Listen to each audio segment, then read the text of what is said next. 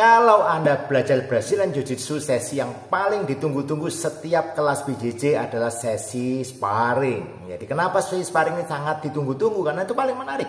Kalau saya ditanya yang menarik dari BJJ apa ya? Tekniknya menarik, tetapi aplikasi dari teknik itu tentunya akan membuat kita lebih tertarik lagi untuk belajar. Karena itu challenging. Itu sesuatu yang menantang. Anda sparring, Anda mencoba teknik, Anda mencoba untuk mensubmit teman Anda mencoba untuk escape, defense, dan berbagai macam hal yang lain-lainnya. Itu sangat-sangat menarik. Tetapi kalau kita ngomong tentang sparring, sebetulnya berapa kali sparring yang ideal? Sebetulnya setiap kali kita latihan. Jadi banyak juga yang tanya, kalau saya sparring berapa kali sih sebaiknya sih? Sekali, 2 kali, atau mungkin 5 kali, atau 10 kali mungkin? Ya itu jawabannya adalah kembali lagi ke kondisi dari masing-masing orang. Ada orang yang baru sparring sekali 2 kali udah capek, ada yang bisa 10 kali, ya it's okay. Tapi kalau kita ngomong idealnya berapa sparring yang ideal? Idealnya ya sebanyak-banyaknya. Itu yang kalau saya tanya, Anda mampu 5 kali, Anda lakuin 5 kali. Anda bisa 10 kali, atau mungkin kalau waktunya mencukupi ya please lakukan lebih banyak sparring. Tentunya Anda akan punya pengalaman yang lebih banyak dalam hal praktis atau dalam hal Anda mempraktekkan teknik-teknik di Brazilian Jiu-Jitsu. Tetapi kalau kita ngomong tipe-tipe dari sparring, nah ini hal yang membedakan. Jadi bukan jumlahnya, tetapi ada beberapa tipe-tipe sparring. Jadi saya dulu waktu saya awal-awal belajar, waktu saya ke Bali, saya pernah bertanya ke Prof. Niko, dan dia menjelaskan bahwa dalam sparring usahakan untuk selalu ada 3 tipe sparring setiap sesi kelas. Bagaimana maksudnya 3 tipe sparring itu? Yuk kita bahas sekarang. Jadi dari 3 tipe yang ada tadi, tipe yang pertama adalah kalau Anda ketemu dengan lawan yang lebih jago. Kenapa? Dalam artian lebih jago, Anda harus ketemu dengan lawan yang levelnya di atas Anda. Level di atas Anda itu maksudnya gimana? Bisa higher belt, bisa yang sama-sama levelnya dengan Anda, mungkin white belt dengan white belt, atau blue dengan blue, purple dengan purple. Tetapi Anda tahu bahwa skill levelnya ada di atas Anda. Anda biasanya lawan dengan dia kalah. Dia bisa submit Anda nggak bisa submit dia, ya kan? Jadi Anda tahu, betulnya di kelas Anda sudah tahu sendiri siapa yang lebih jago dari Anda. Itu harus Anda hadapi. Kalau bisa justru awal-awal ketemu dengan orang-orang yang seperti itu dulu, yang lebih jago dari Anda. Banyak dari kita yang punya mindset kalau sparring saya kepinginnya menang dong. Kalau saya sparring saya kepinginnya bisa submit orang, saya bisa ngalahin orang. Itu tidak salah, tetapi first thing first yang kamu harus hadapi adalah lawan yang paling berat. Kenapa lawan yang paling berat? Itu akan membuat kita terpaksa tidak melakukan hal-hal konyol, membuat kita terpaksa tidak melakukan kesalahan, membuat kita terpaksa harus defense dengan melakukan gerak-gerakan dengan yang lebih rapi. Anda melakukan gerakan lebih rapat, Anda tidak boleh konyol-konyol, ngasih tangan pasti diambar, Anda ngasih kaki pasti di leg lock, Anda ngasih leher pasti di chokes. Jadi otomatis gerakan Anda akan menjadi lebih rapi. Dan Anda yang paling utama kalau kita belajar dengan bersparing dengan orang yang lebih jago, higher belt dan sekitarnya, Anda akan belajar bagaimana caranya defense. Ini yang selalu saya tekankan ke murid-murid kadang-kadang. Tempat-tempat kita di Shaka BJJ, banyak yang kadang-kadang males lawan sama dia aku kalah terus. Kalau sama dia pasti kena submission. Justru itu yang Anda perlukan supaya Anda tidak kena submission terus. Kalau Anda selalu mainnya dengan orang yang Anda bisa menang, oh saya main sama si A aja lah, biasanya saya bisa submit dia.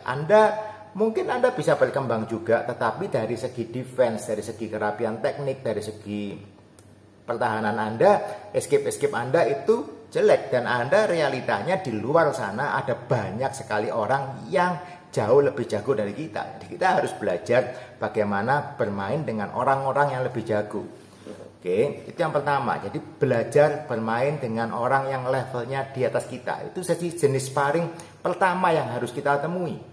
Oke, dan kesalahannya terjadi adalah kalau kita sparring dengan orang yang lebih jago, terkadang yang ada di kepala kita, mindset terutama yang murid-murid baru adalah saya kepingin submit orang yang lebih jago. Kalau saya ketemu sama yang lebih jago, coba saya mungkin mau submit dia, saya mau chokes, mungkin saya bisa ambar, mungkin saya bisa ngapain dia. Kalau saya bisa ngalahin orang yang lebih jago, I feel good. Aku merasa lebih baik. Padahal sebetulnya enggak demikian. Set yang pertama kalau kita ketemu yang lebih jago, mindsetnya adalah saya mau defense. Bagaimana caranya saya tidak kena submission?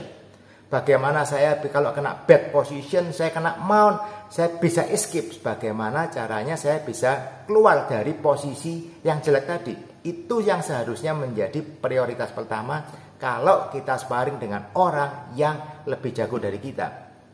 Oke, jadi Anda akan belajar bagaimana caranya defense, Anda belajar bagaimana caranya escape, dan mungkin suatu saat nanti Anda akan belajar bagaimana caranya bisa submit orang yang lebih jago dari Anda. Tetapi first thing first, belajar untuk defense, belajar untuk escape. Itu prioritas Anda kalau bersparing dengan orang yang lebih jago. Kalau Anda mau coba attack yang lebih jago dari Anda, bisa nggak? Mungkin Anda bisa mencoba. Sesekali Anda bukan berarti nggak boleh mencoba attack. Boleh. Tetapi Anda harus ingat bahwa lawan yang lebih jago itu dia juga punya escape yang bagus. Jadi dari situ Anda juga akan bisa belajar.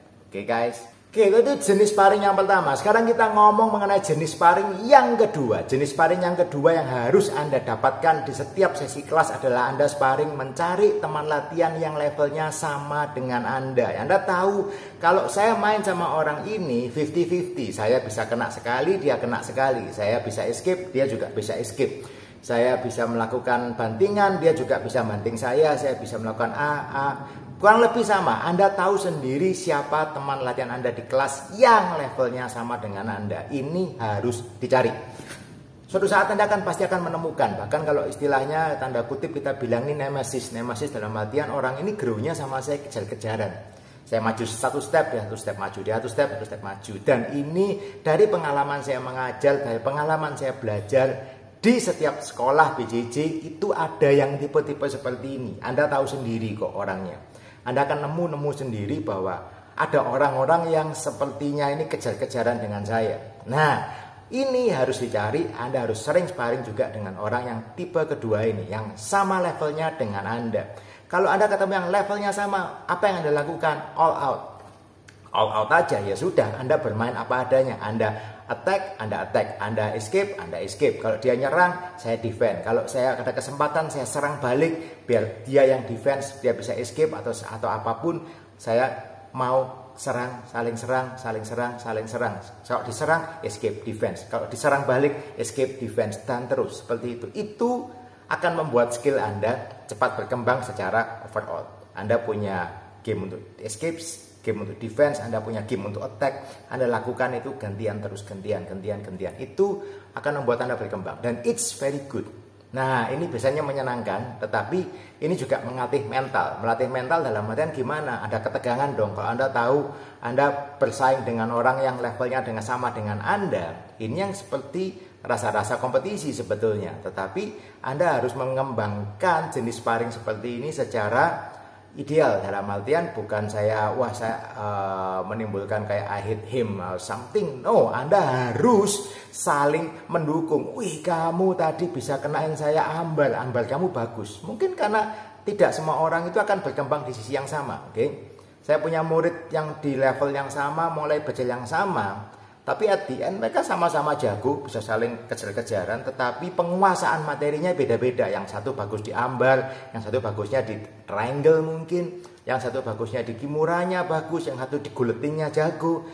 Jadi masing-masing dari orang yang seimbang ini tidak mungkin skill setnya sama. Ini harus dipahami.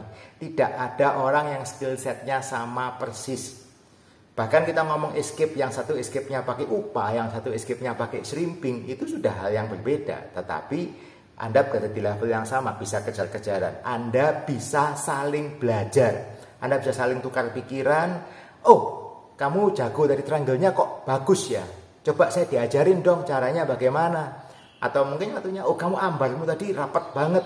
Ada triknya enggak nih supaya ambalnya bisa lebih rapat, supaya lebih cepat kena submission-nya. Itu kesempatan Anda kalau Anda bermain dengan orang-orang yang di level yang sejajar dengan Anda. Ini harus dicari dan harus sering-sering dilakukan. Dan sebelum saya lanjutkan ke bahasan berikutnya, kalau Anda mencari lebih tahu mengenai apa itu Brazilian Jiu-Jitsu, Anda bisa download buku saya, e-book saya mengenai BJJ di website kita www.shakabjjacademy.com for free. Dan jangan lupa untuk klik like dan subscribe di channel ini karena ada banyak sekali materi-materi mengenai Brazilian Jiu-Jitsu di channel ini.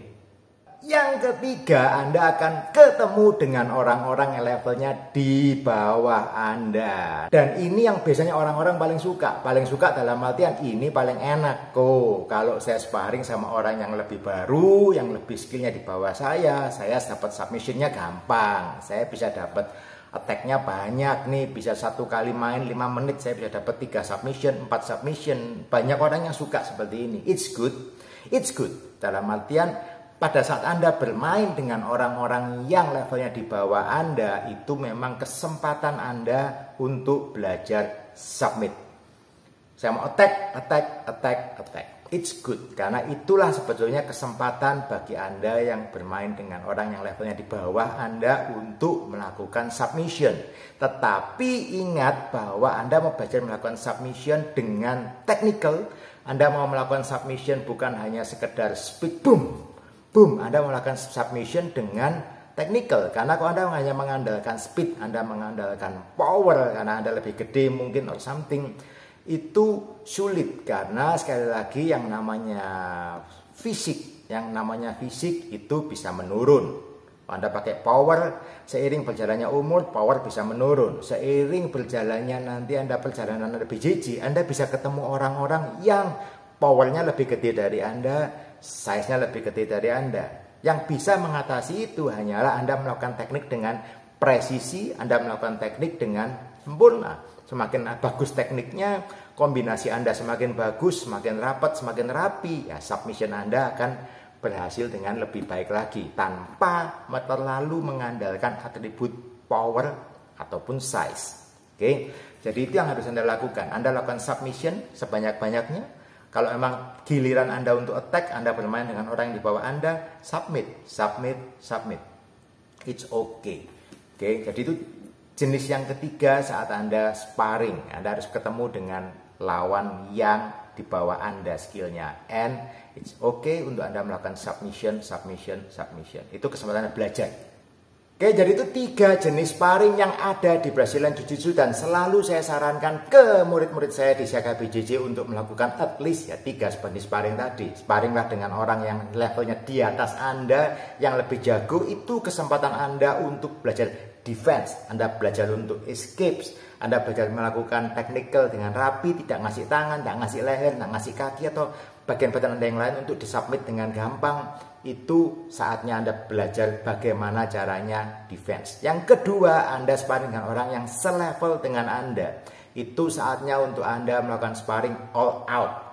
Anda mau attack, Anda mau technical, mau coba teknik, mau nyoba ini itu, saling jual beli, lakuin pada saat Anda sparring dengan orang-orang yang selevel dengan Anda. Pada saat Anda sparring dengan orang-orang yang levelnya di bawah Anda, tipe yang ketiga, itu saatnya Anda lebih belajar untuk explore bagaimana caranya submit. Anda sudah bisa submission ambar yang biasa, Anda mungkin mau coba rolling ambar, Anda mau mencoba ambar-ambar yang lain, itu saatnya Anda belajar bereksperimen dengan orang-orang yang memang levelnya defense-nya di bawah Anda. Oke, itu saatnya. Loh, apakah itu ideal? Iya, sebetulnya ideal sekali. Karena itu situasi yang berlakunya bolak-balik. Kalau saat Anda attack, teman saya satunya Anda belajarnya bagian defense. Saat Anda defense, yang senior Anda akan belajar bagaimana caranya attack.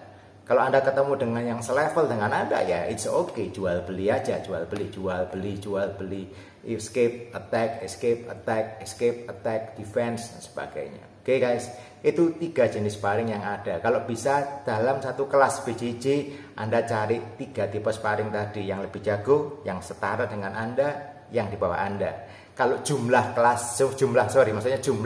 sparringnya berapa kali, kalau Anda kuat sebanyak-banyaknya dan waktunya memungkinkan, lakukan lebih banyak sparring, lebih bagus. Oke guys, hope it helps. Keep on training guys, dan see you on the mat.